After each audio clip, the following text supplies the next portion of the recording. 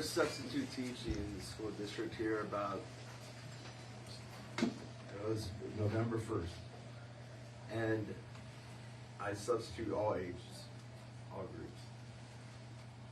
And grade school kids, they all stand up and say the pledge. Middle school kids, 90% of them stand up, say the pledge. The high school kids, barely half. That's about right. That's what I've seen too. And it just, I mean, look, to be honest, it surprised me that they were even doing the pledge. Because you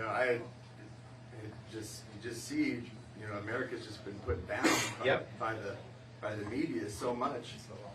And by our culture, and by our Department of Education, and by our universities, and by the broader national psychological mindset we're in.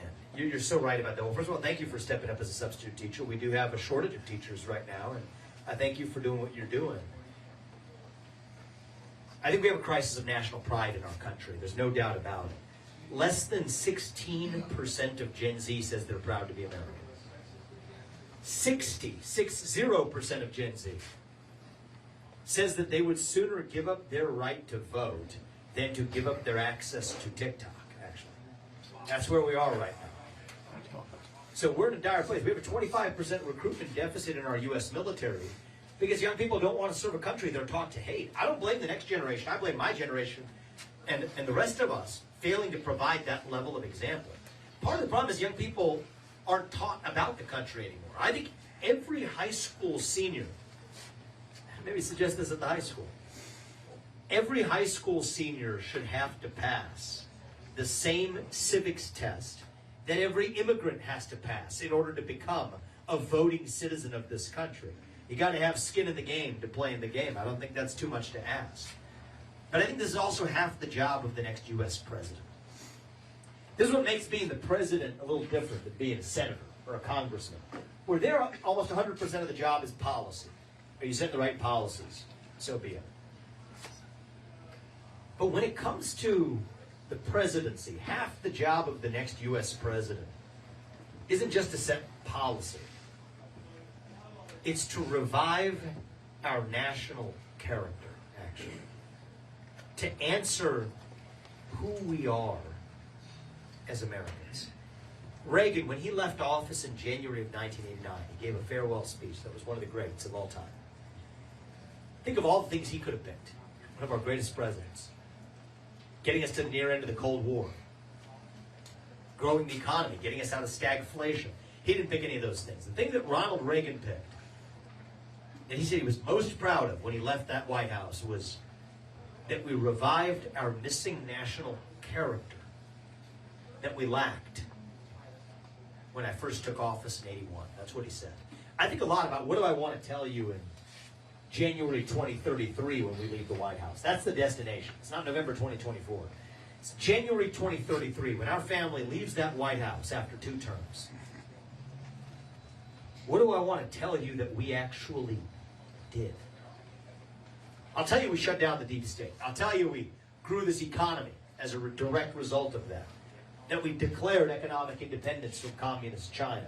That we stayed out of World War III, that we protected our own homeland and our own borders. I'll tell you all of that. But the most important thing I want to be able to tell you is that our 2 sons and their generation, that they are once again proud to be citizens of this nation. And I think it's been a long time, probably since Reagan, that we held our presidents to a high standard in that department. I want you to hold us. I say us, it's Apurva and myself both doing this together. My wife, she's a throat surgeon. She works at the cancer hospital at Ohio State. She saves lives every day. She's doing this with me. Was with me on the campaign events till 11 p.m. last night. She's doing this with me because this is about saving the life of our country. And I speak for both of us when I tell you this. I want you to hold us to a high standard where I want every parent in this country to look our country's sons and daughters in the eye and to be able to tell them in good conscience that I want you to grow up and be like them. And I think it's been a long time since we've had a president that we've held to that standard. So yes, I do think that we have an opportunity not just to implement the right policies, but to set the right national tone, the right national character for the next generation. And I'll use this as an opportunity to tell you about our faith as well. For those of you who aren't aware, my faith background is unhindered. Slightly different than the traditional faith background of people who have run for U.S. president over the years, who have been Christian. My favorite president is actually Thomas Jefferson, not just because he was 33 when he wrote the Declaration, but he was actually a deist, actually. So not all of our presidents have been traditional Christians, but most have. But like Thomas Jefferson and like most of us in this country, we share the same values that this country was founded on. My faith teaches me that God puts each of us here for a purpose. That it is our moral duty to realize that purpose. That God works through us in different ways, but we're still equal. Because we're equal in the eyes of God. That's the heart of my faith. I'll tell you something, when I read the Ten Commandments for the first time, when I was at St. Xavier High School, Christian high school in Cincinnati where I went, it didn't feel like I was reading those Ten Commandments for the first time. Those are the values that this nation was founded on. We've made them unfashionable. There's one God. Don't take his name in vain. Observe the Sabbath. Honor your parents. Don't lie. Don't cheat. Don't steal. Don't kill. Don't commit adultery. Don't covet.